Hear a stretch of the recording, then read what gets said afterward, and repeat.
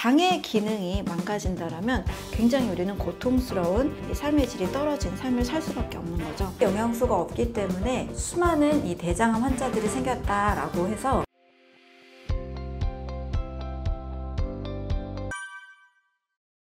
네, 장은 우리 몸에서 제2의 뇌라고 할 정도로 굉장히 중요한 장기라고 할 수 있습니다. 음식을 섭취하면 입으로 들어가서 이제 항문으로 배출을 하게 되죠. 거기서 우리가 위장이라고도 하는데요. 특히 장이라고 한다면 소장과 대장 약 6에서 7m 정도의 이 길이를 보유하고 있습니다. 네, 이 장에서도 우리는 배출의 기능, 뭔가 하수구 같은 느낌을 먼저 받는데요. 물론 너무 중요합니다. 하지만 더 중요한 이유가 있습니다. 그것은 바로 소장에 있는 파이어판이라는 면역세포들이 굉장히 많이 집중되어 있는 곳 때문입니다. 여기에 인체에 약 70%, 많게는 80%의 면역세포가 이 소장 점막에 밀집해 있습니다. 사실 우리가 음식을 먹었을 때 늘 신선하고 늘 오염이 전혀 안 된 음식만 먹는 건 아니잖아요. 때로는 오염된 음식도 먹고 여러 화학 첨가물이 드러낸 가공된 그런 음식도 먹게 되는데 먹었다고 바로 탈이 나지 않죠. 물론 심각한 음식을 먹었을 땐 탈이 나서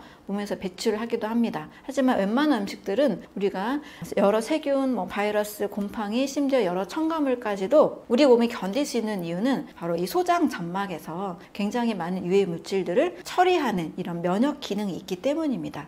이것이 잘 이루어지지 않았을 때는 장누수 증후군이라고 해서 이물질들이 장 밖으로 흘러가게 되죠. 그래서 다양한 염증을 일으키고 이게 심할 경우에는 갑작스럽게 이 독소가 많아졌을 때는 폐혈증이라고 해서 단시간에 사망을 하기도 합니다. 그래서 음식을 먹고 있는 행위를 우리는 늘 해야 되기 때문에 이 생명 유지를 위해서 음식을 먹고 있는 행위를 하는 동안에는 장의 기능이 망가진다면 굉장히 우리는 고통스러운 삶의 질이 떨어진 삶을 살 수밖에 없는 거죠. 그래서 장은 엄청난 면역 기능 그리고 배출의 기능 때문에 굉장히 중요한 장기라고 할 수 있습니다. 뿐만 아니라 이제 요즘은 제2의 뇌라고 하는 이유는 치매나 알츠하이머, 파킨슨 이런 뇌 쪽 질환과 장 건강에 관련이 있다라고 굉장히 많은 연구 결과가 보고되고 있습니다. 그래서 그냥 단순히 이 두 번째 뇌라는 것이 아니라 장뇌축이라고 해서 장의 상태가 이 뇌의 상태를 결정할 수 있고 뇌의 건강 상태에 지대한 영향을 미치기 때문에 장 건강을 굉장히 중요한 관심사로 보고 있습니다. 또 이 장 안에는 인체 세포의 거의 10배가 넘는 수인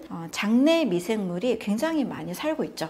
사람은 혼자 사는 것이 아니라 이 장내 미생물과 함께 공생하고 있다라고 하는데요. 최근에는 이제 마이크로바이옴이라고 해서 장내 미생물의 이 생태계까지도 함께 관리를 해야 건강하다라는 이런 연구 결과를 굉장히 많이 보고하고 있습니다. 또한 이제 장내 미생물 관련해서 마이크로바이옴 항암제까지 또 나오고 있기 때문에 이쪽 이 장 건강은 우리가 반드시 챙겨야 되는 건강이라고 할 수 있습니다. 장에는 이제 크게 좋은 균, 유익균과 그리고 나쁜 균, 유해균이 있고 또 기회를 엿보아서 이 바뀌는 기회균이라는 게 있는데요. 장 건강을 위해서 반드시 유익균이 늘어나는 환경을 만드는 것은 너무 중요합니다. 그래서 유산균을 먹는 것은 도움이 될 수 있죠. 하지만 이제 유산균을 유제품 형태로 먹는 것은 저는 도움이 되지 않는다고 생각을 합니다. 왜냐하면 우유 자체가 이 몸속에 여러 독소들을 유발하는 성분을 갖고 있기 때문에 우유를 발효시켜서 만든 유산균을 먹는 것보다 유산균과 유산균이 서식할 수 있는 유산균의 먹이인 프리바이오틱스 형태로 섭취하는 것이 도움이 됩니다. 하지만 사람이 늘 유산균을 의지해서 살 필요는 없고요. 우리가 수술을 했다거나 대장 내시경을 위해서 장을 세척했을 때는 장 상태가 이제 균이 없어진 상태가 되기 때문에 좋은 균을 늘리는 환경, 또 때로는 너무 나쁜 음식을 먹어서 장내 환경을 한번 리모델링 해야 되겠다라는 생각이 들 때는 유산균을 먹어서 좋은 균을 일단 서식할 수 있게 만들어 놓고 유산균의 먹이가 되는 음식들을 계속 꾸준히 먹는 것이 더 중요하다고 할 수 있습니다. 그래서 일시적으로는 유산균도 필요할 수 있고요. 내 몸의 상태에 따라서 유산균의 먹이가 되는 음식을 같이 먹는 것이 좋습니다. 유산균이 무엇을 먹느냐? 유산균의 먹이는 유산균은 우리가 자연의 음식을 통해서 충분히 늘릴 수가 있습니다. 과일에 들어있는 다양한 식이섬유와 야채에 들어있는 소화되지 않는 이 식이섬유들이 유산균의 먹이가 됩니다. 우리 난소화성 당이라고 하는 올리고당 있죠? 올리고당, 프락토 올리고당, 갈락토 올리고당 이런 것들이 다 유산균의 좋은 균들의 먹이가 됩니다. 그래서 과일과 야채를 꾸준히 일정량만 먹어도 유산균을 충분히 배양할 수 있는 좋은 미생물을 배양할 수 있는 환경이 만들어집니다. 하지만 가공식품이나 너무 밥빵, 면류 이런 정제된 탄수화물 음식만 먹는다면 유산균의 먹이가 없기 때문에 좋은 장내 환경을 만들 수가 없죠. 그래서 반드시 살아있는 싱싱한 과일과 야채, 음식을 먹게 되면 유산균이 건강하게 자랄 수 있는 환경이 제공이 되기 때문에 이 습관을 들이는 것이 매우 좋다고 할 수 있습니다. 우리 어린이들은 황금똥을 싸야 된다라는 말을 들어본 적이 있었을 거예요. 어른도 이 황금똥, 바나나 변을 볼 수가 있습니다. 건강한 변은요, 우리가 식사를 했을 때 음식의 영양소를 다 소화해서 완전히 흡수하고 찌꺼기만 내보낸 상태가 바로 건강한 변이라 할 수 있습니다. 이 찌꺼기만 내보낸 상태의 변의 모습은 바나나 굵기 정도의 황금색 색깔을 띠고 있고, 또 그 특징이 물에 뜬다라는 특징이 있습니다. 물에 뜬다라는 것은 비중이 물보다 가볍기 때문에 물에 뜰 수 있는 거죠. 왜 비중이 가벼워지냐? 음식을 통해서 이 영양소를 다 흡수를 했기 때문에 정말 찌꺼기만 나가는 상태가 됩니다. 그래서 황금변이 물에 떴을 때, 바나나색의 바나나 변이 물에 떴을 때 이걸 건강한 변이라 할 수 있습니다. 이 건강한 변을 보는 방법은 내가 먹은 식사가 완전히 소화가 됐을 때 는 건강한 변을 볼 수 있지만, 우리 대부분의 분들은 물에 뜨는 변보다는 물에 가라앉는 변을 많이 보셨을 거예요. 그 특징은 바로 내가 먹은 음식이 완전히 소화가 돼서 완전히 흡수된 상태가 아니라 우리가 영양소 찌꺼기도 같이 나갔기 때문에 물보다 비중이 더 커서 가라앉게 되는 특징이 있습니다. 그래서 건강한 변은 완전히 소화하고 완전히 영양소를 흡수했을 때 그 찌꺼기만 나가는 형태로 확인을 할 수가 있습니다. 완전 소화를 하기 위해서는 우리 몸이 일단 충분한 소화 효소를 가지고 있어야 됩니다. 우리가 소식이 건강하다라고 하잖아요. 그 이유는 이 소식을 하면 소화 효소의 양이 아무래도 덜 필요하겠죠. 과식을 하면 소화 효소도 많이 필요하겠죠.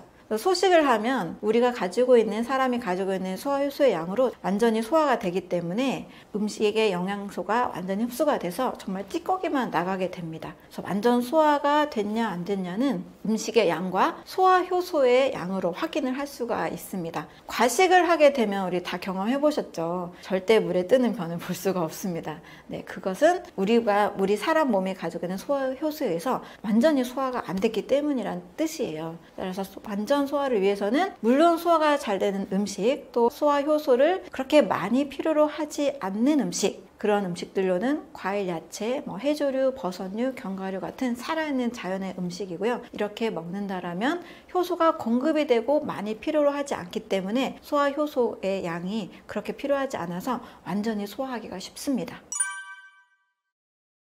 네, 먼저 우리 장은요, 제2의 뇌라고 할 만큼 굉장히 뇌와 긴밀한 소통을 하고 있고, 또 굉장히 그 중요성이 많이 밝혀지고 있습니다. 이 뇌에 우리가 신경세포가 다 있는 걸로 알았는데, 장에도 1억 개 이상의 신경세포가 있는 걸로 알려졌습니다. 그래서 우리가 긴장을 하거나 이제 신경을 많이 쓰게 되면 장에서 트러블이 생기는 경우를 경험해 보셨잖아요.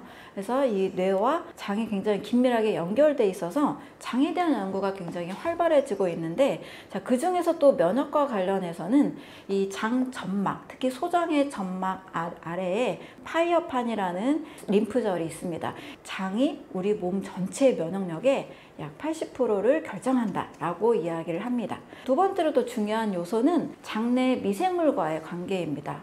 인체도 약 37개 조에서 60조 개의 세포로 이루어져 있다고 하는데요. 우리 몸을 둘러싸고 있는 세균, 그리고 몸속에 있는 세균, 이런 장내 미생물도 전체 한 38개 조 정도로 이야기를 하고 있습니다. 그러니까 거의 세포수와 학자마다 좀 의견이 다르지만 약 1:1 정도로 우리 몸의 세포와 함께 미생물이 같이 살고 있는 거죠. 그러면 굉장히 어마어마한 수를 차지하고 있는데요. 바로 이 장내 미생물의 환경에 따라서 또 면역이 결정되는 역할이 또 있습니다. 장내 미생물은 크게 유익균, 좋은 균, 유해균이 있고요. 또 이 중간, 어떤 환경에 따라서 바뀌는 기회균이라고 하는 중간균도 있는데요. 바로 유익균이 많은 상황에서는 이 장내 미생물이 또 면역세포와 상호작용을 해서 면역력을 키워준다라는 이야기도 있습니다. 그래서 면역세포, 면역력을 올려주는 유익균이 있을 때는 몸의 전체에 면역력이 좋아지지만 유해균이 많다.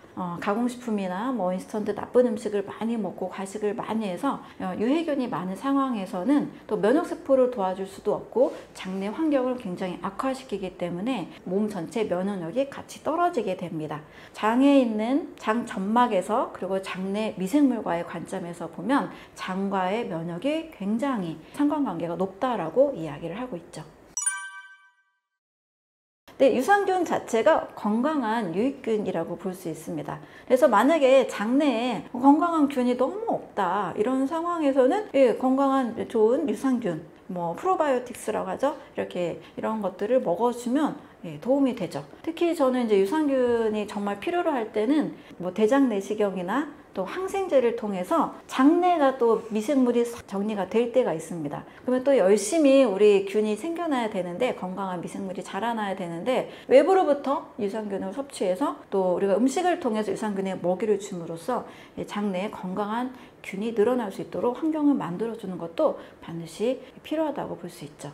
제품의 차이에 대해서는 확실히 있다고 봅니다. 이 제품에 대해서는 이렇게 비유할 수 있을 것 같아요. 우리 자동차도 모든 자동차가 똑같다라고 보지 않잖아요. 집도 모든 집이 똑같다라고 보지 않죠. 어떤 회사가 만드냐에 따라서 또 어떤 건축 회사가 또 담당하느냐에 따라서 안전성이나 이 품질의 차이가 나올 수밖에 없습니다. 그래서 최대한 이제 제약회사 이상의 시설에서 GMP가 인증된 시설에서 퀄리티 있게 만들어낸 그런 유산균 제품이 더 좋다라고 볼 수가 있겠습니다. 장 건강에서 뭐 마이크로바이옴도 중요하고 여러 가지 다 중요한데 일단 이번에는 이제 장의 피부인 장 점막에 대해서 좀 알아보면 좋을 것 같습니다. 우리가 피부도 보면 피부가 얇고 피부가 좀 약한 사람이 있죠. 그러면 이와 같이 몸속 피부인 장 점막도 튼튼하고 강한 사람이 있고 또 느슨해지고 약한 사람이 있습니다. 이 장 점막이 느슨해졌다라는 것은 장 점막의 이 세포들의 상태가 굉장히 건강하지 않은 상태로 틈이 생기게 되는 상태인데요. 이것을 장누수 증후군이라고 합니다. 장에서 누수가 일어난다. 어떤 의미일까요? 그리고 집에서도 누수가 돼서 일어나는 그런 불편함과 피해들이 있잖아요. 근데 장에서 누수가 일어나면 장 내부에 있는 그런 많은 음식 찌꺼기들, 첨가물들을 문제가 되는 음식물들이 장 바깥으로 흘러나오게 됩니다. 그러면 이 몸속에서는 깨끗한 상태를 유지해야 되는데 흘러나오는 이물질 때문에 몸에서는 또 염증 반응을 일으키게 되죠.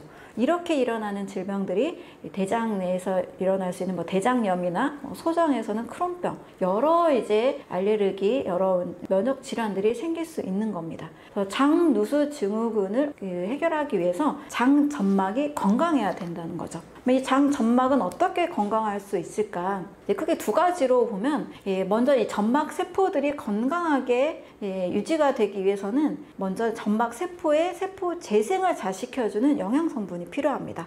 베타카로틴, 비타민 A의 정우제인 베타카로틴이 많이 들어있는 음식을 먹는 것. 두 번째로는 장 점막, 특히 대장 상피세포의 영양제를 먹어야 되는데요. 대장 상피세포는 단쇄지방산을 먹어야 대장 상피세포가 건강해집니다. 이 단쇄지방산은 그럼 어떻게 만들 수 있을까? 이 단쇄지방산은 대장 내에 있는 미생물들이 만들어냅니다. 미생물들은 식이섬유 등을 우리가 먹었을 때 그것을 먹이로 삼아서 단쇄지방산을 또 만들어내는 거죠. 그래서 또 대장 상피세포를 건강하게 만들어줍니다. 결국 우리가 좋은 음식을 먹어서 장 점막도 튼튼하게 하고 장내에 건강한 미생물들이 대장 상피세포를 또 건강하게 만들어주기 때문에 우리가 음식과 또 장내 미생물과 또 장 점막이 다 연결이 돼 있는 거죠. 그래서 음식 하나를 선택하는 것이 또 장 건강에 또 이렇게 많이 중요한 요소라고 할 수 있습니다. 이제 변비가 생기는 원인은 크게 한 4가지 정도로 볼 수가 있는데요. 가장 중요한 거는 첫 번째, 이것이 대부분 부족합니다. 보통 이제 밥이나 빵이나 고기, 우유, 우리가 에너지가 되는 음식은 배고프니까 일단 선택을 하게 되는 거거든요. 그런데 이 음식으로 먹게 되면 이제 과일에 들어있는 식이섬유, 또 채소에 이 식이섬유가 상당히 부족하게 되죠. 그래서 식이섬유의 부족으로 변비가 많이 오게 됩니다. 근데 많은 사람들이 이제 과일, 채소, 또 통곡식의 식이섬유를 똑같이 생각을 하기 쉬워요. 현미만 주구장창 드시고도 변비가 오기도 하고 안 오기도 하는 분들이 계신데요. 사람에 따라서 또 장의 기능이 다르니까 만약에 현미만 드셨는데도 변비가 왔다 이런 분들은 과일에 들어있는 수용성 식이섬유가 부족하기 때문입니다. 그래서 과일은 수용성 식이섬유, 현미, 통곡식은 불용성 식이섬유, 식물도 채소도 역시 불용성 식이섬유입니다. 우리가 변비가 걸린 첫 번째 이유는 수용성 식이섬유 부족이라고 볼 수 있습니다. 그런데 꼭 과일에만 수용성 식이섬유가 있는 게 아니고요. 해조류에도 버섯류에도 이 수용성 식이섬유가 같이 있습니다. 두 번째 이유는요, 운동성의 이제 부족입니다. 장도 역시 근육으로 이루어져 있죠. 그래서 칼슘과 마그네슘의 그런 운동에 필요한 그런 미네랄들이 잘 보충이 되면 장 운동성이 활발해서 변비가 해결이 될 수가 있습니다. 내 장이 잘 운동하고 있는지 운동성의 상태를 확인해 볼 수가 있고요. 세 번째는 스트레스입니다. 우리 정신적으로도 이제 교감신경이 이제 너무나 이제 강화가 되면 이제 장이 너무나 위축이 돼서 움직여지지가 않죠. 그래서 세 번째 정신적인 거, 스트레스 관리가 필요합니다. 네 번째로는 약을 많이 드시는 분들의 경우 그 약물로 인해서 장이 잘 이제 움직여지지 않거나 변비가 생기는 경우들이 있습니다. 그래서 약물로 인해서도 변비가 또 올 수 있으니까요. 내가 어떤 것이 원인인지 한번 생각을 해보시고 그 각각에 맞게 좀 해결책을 찾아가시는 것이 필요합니다. 50년 변비를 경험하신 이제 분은요, 물론 이제 약도 드시고 관장도 하시고 변비 해결을 위해서 정말 많은 약과 병원을 이제 다녀셨던 분인데요. 병원이나 약으로 해결할 수 있는 부분에서 이제 한계를 경험하신 거죠. 그래서 뭐 일주일에 한 번, 열흘에 한두 번 이렇게 가는 것을 그냥 어쩔 수 없다, 이대로 그냥 살아야 된다 라고 이제 생각하셨던 분인데요. 이제 이분에게 제가 드렸던 처방법은 3일 동안 오직 과일만 드시라는 거였습니다. 그것은 그동안에 어떤 이제 식사를 하셨던지 간에 이렇게 드시는 방법보다 수용성 식이섬유를 더 많이 드시진 않았을 거예요. 일반 밥도 드시고 여러 음식을 드셨을 테니까요. 가장 먼저 이제 변비 환자에게 여러 요인을 제가 이제 상담하면서 여쭤보는데 가장 이제 대부분 부족한 것은 수용성 식이섬유의 부족입니다. 또 장 운동이 약한 분들도 사실은 마찬가지예요. 운동이 약할수록 장에 무리가 없는 식사, 운동성이 약해도 잘 나갈 수 있는 식사가 필요하겠죠. 그럴 때 과용량으로 수용성 식이섬유를 드시도록 제가 상담을 해드립니다. 그래서 최소 이틀에서 3일, 진짜 최소 너무 힘들다 하시면 최소 이제 하루부터 시작하는데요. 오직 과일만 드시는 겁니다. 과일에는 대부분 이제 펙틴이라는 수용성 식이섬유가 굉장히 많이 있죠. 오직 과일만 한 3일 정도 드시면 그 3일 안에 쾌변을 못 보신 분은 제가 거의 못 본 것 같아요. 그래서 50년 만성 변비도 해결이 가능합니다. 대장이라 하면 우리 몸에서 일단은 좀 하수구 정도로 생각하기가 쉬운데요. 대장은 굉장히 많은 기능을 하고 있습니다. 특히 장, 간 순환이라고 해서 간 옆에 붙어서 간으로 대장에 있는 혈관 속에 있는 물질들이 계속 흡수가 됩니다. 만약에 변비를 오랫동안 가지고 있다면 대장에 있는 독소가 간으로 계속 흡수가 돼서 간의 독소가 매우 많이 늘어나는 일이 일어날 수 있습니다. 또한 이 대장으로 인해서도 많은 질병들이 일어난다라고 요즘 이야기하고 있는데요. 그 이유는 바로 장뇌축이 있기 때문입니다. 파킨슨이나 알츠하이머, 우울증, 자폐 이런 질병들이 대장의 건강과도 상관관계가 있다고 합니다. 그 이유는 장에 있는 이 독소들이 뇌하고도 연결이 돼서 뇌로 계속 독소가 흡수가 되기 때문인 거죠. 그래서 대장은 그냥 이 하수구 역할을 하는 것이 아니고요. 수많은 이 혈관이 있고 이 대장 속에 있는 물질들이 우리 온몸에 간이나 뇌뿐만이 아니고 그 옆에 있는 신장이나 여러 다양한 장기들에게도 이 흡수가 되고 있습니다. 따라서 대장을 관리하는 것은 건강관리에서 매우 중요한 거라고 볼 수가 있습니다. 대장에 있는 독소가 혈관으로 스며들게 되면 말 그대로 혈액 내에 독소가 굉장히 늘어나게 되는 거죠. 우리는 음식을 먹고 마치 깨끗하게 모든 것이 나가는 것처럼 느껴지지만 사실상 많은 이 소화 찌꺼기들 또 다 소화되지 않은 이 음식물들이 우리 몸에서 계속 쌓이고 또 부패 변질이 일어납니다. 이런 성분들은 다 몸에서 독소로 작용을 하게 되는 거죠. 따라서 두통이 생길 수도 있고요. 또 간에 있는 독소가 넘쳐나서 만성 피로가 유발될 수도 있습니다. 또 어떤 분들은 이런 분들이 계세요. 한 3일 정도 화장실에 못 가면 이 얼굴에 뾰루지가 난다 하시는 분들 계시거든요. 또 편두통이 있어요 하시는 분들도 의외로 이 화장실을 잘 못 가는 분들이 상당히 있습니다. 몸에 독소가 쌓이면 쌓일수록 여러 가지 이 독소를 내뿜으려는 이 현상을 통해서 몸은 여러 다양한 증상이 나타나게 되는 거죠. 따라서 내가 어떤 불편한 증상이 있다 이럴 때는 내 몸이 지금 독소가 많이 쌓이는 것은 아닌지, 변비 때문에 독소가 계속 흡수되는 것은 아닌지 이것을 한번 생각을 해봐야 됩니다.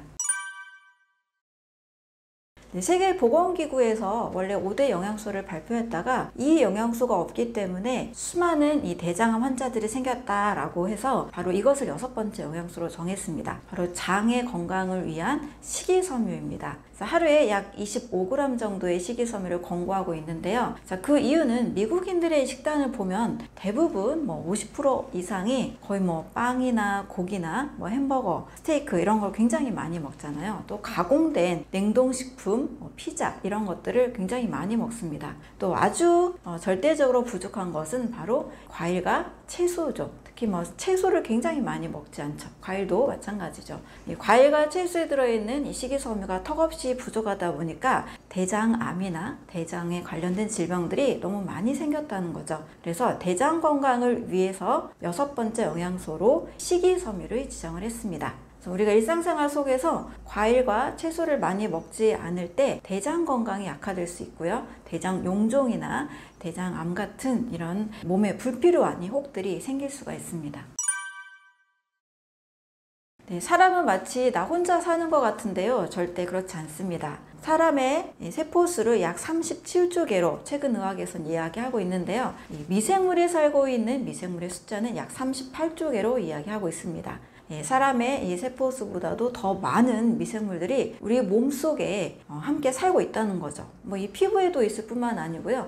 장 안에 굉장히 많은 수의 장내 미생물이 살고 있습니다. 이 장내 미생물은 필요 없이 아무 일 없이 우리 몸속에 있는 게 아니겠죠. 우리가 만들지 못하는 비타민 B1이나 B2나 B6 같은 이러한 영양소들을 만들기도 하고요. 또 소화시키지 못하는 식이섬유, 셀룰로스 같은 것들을 또 만들어내기도 합니다. 사람이 모든 음식을 다 먹고 모든 영양소를 혼자 만들 수 있으면 좋은데 절대 그렇지 않다는 거죠. 우리가 땅 속에 있는 미생물이 여러 식물들이 열매를 맺게 하거나 잘 살 수 있도록 도와주는 것처럼 사람도 장내 미생물의 도움을 받아서 이렇게 신진대사를 잘 하고 있습니다. 따라서 내 몸에 장내 미생물이 아주 잘 살 수 있는 환경도 만들어져야 되고 또 장내 미생물 중에서도 나쁜 균보다는 좋은 균, 유익균이 많이 늘어날 수 있도록 좋은 환경을 조성해 주는 것이 필요합니다. 장을 보면 발생학적으로 뇌와 같은 시기에 분화되는 것으로 알려져 있습니다. 미국 콜롬비아 의대의 마이클 거션 박사가 장을 연구하다 보니까 장의 기능이 너무나 탁월하고 또 놀랍다는 사실을 발견하게 됐습니다. 우리 뇌 하면 굉장히 스마트하고 우리 온몸을 또 지배하기 때문에 절대 다치면 큰일 나는 장기로 알고 있잖아요. 마치 이 뇌처럼 장에도 약 1억 개의 신경세포가 있고 약 100m에 달하는 소화기 신경계가 연결이 되어 있습니다. 이 신경세포와 수많은 신경계들 역할 때문에 뇌사 상태가 되더라도 장은 스스로 움직일 수 있다는 거죠. 그래서 마치 뇌처럼 똑똑한 역할을 한다, 스스로 일을 한다, 이런 의미에서 장은 제2의 뇌라는 이런 별명이 붙었습니다. 우리가 잘 알 수 있듯이 뇌사 상태에서도 늘 어떤 음식을 먹고 알아서 소화를 시키잖아요. 식물인간의 경우 이런 것들을 볼 수 있는데요. 그렇기 때문에 장은 생명을 유지하기 위해서 마치 뇌처럼 독자적으로 움직일 수 있고 우리 몸을 돕고 있다는 것입니다. 뇌 하면 굉장히 소중하고 마치 DHA 들어간 뭔가 좋은 음식을 먹어야 되는 것처럼 좋은 영양소를 공급해 줘야 될 것 같잖아요. 그처럼 장도 아주 소중한 장에 필요한 영양소, 또 소중한 건강관리가 매우 필요하다는 거죠.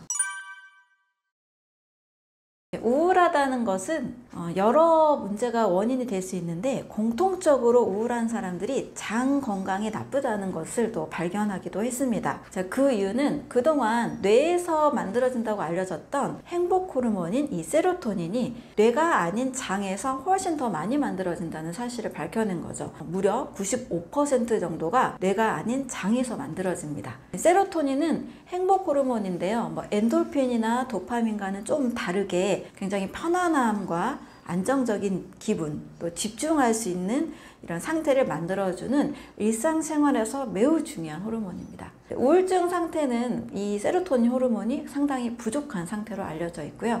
이것을 만들어내는 장의 역할이 지금 잘 일어나고 있지 않다라는 의미로 봅니다. 따라서 우울증이다 또는 우울증과 똑같진 않지만 관련 뇌 질환인 파킨슨, 알츠하이머, 자폐 스펙트럼 이런 질병에서도 역시 장의 건강이 문제가 되는 경우들이 상당히 많이 있습니다. 그래서 우울할 때는 먼저 병원을 급하게 찾을 수도 있겠지만 그보다 평상시 내 장 관리, 화장실을 잘 가는지, 배가 아프진 않은지 이런 것들을 잘 살펴보는 것이 필요하죠.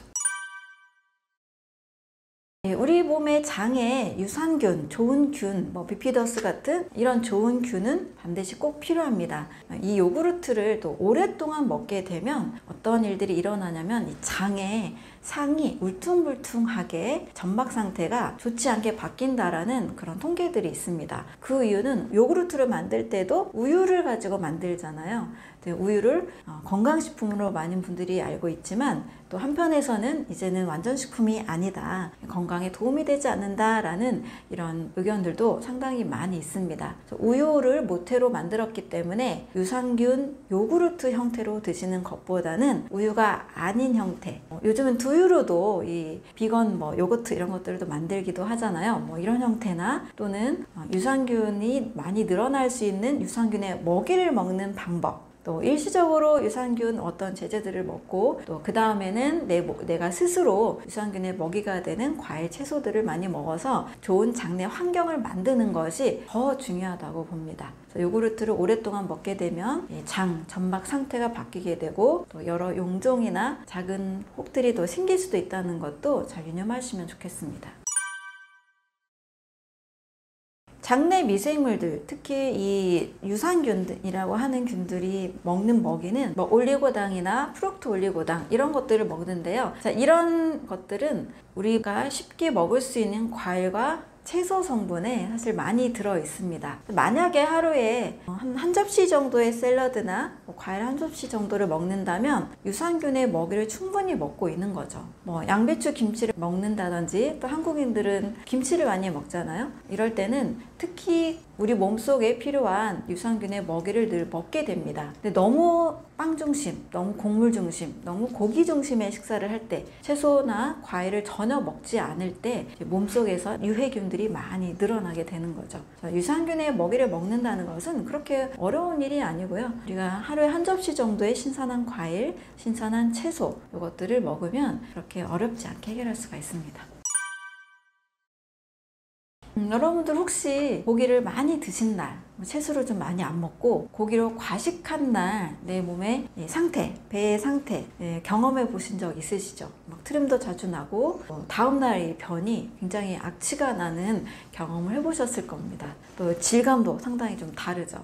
이것은 고기에 있는 이 성분들이 유해균을 많이 늘려놨기 때문입니다. 고기가 소화대사가 되면서 인돌이나 암모니아 같은 이런 성분들이 많이 늘어나기도 하고, 또 유해균이 증식하는데 필요한 성분들을 많이 만들어냈기 때문이에요. 그래서 유해균이 늘어나는 환경이 됐다는 것은 일단은 장의 상태가 굉장히 독소가 많이 증가했다, 이렇게 이해를 하시면 되고, 복통이나 설사나 또 변비, 장의 상태가 좀 깨끗하지 않은 상태로 바뀌었다는 뜻이 됩니다. 또 이렇게 되면 장의 면역력도 떨어질 수밖에 없어요. 왜냐하면 장내 미생물, 좋은 미생물들, 유익균들은 우리 몸에 있는 면역 세포들을 성숙하게 만들고 면역력을 키워주는데 도움을 주는 것으로 알려졌습니다. 유해균은 반대가 되는 거죠. 면역 세포들이 더 힘을 쓰지 못하게 만듭니다. 그래서 면역력이 떨어지고 악취가 나는 변이 나오기도 하고 몸의 독소가 증가하는 형태로 바뀐다라고 이해하시면 되겠습니다.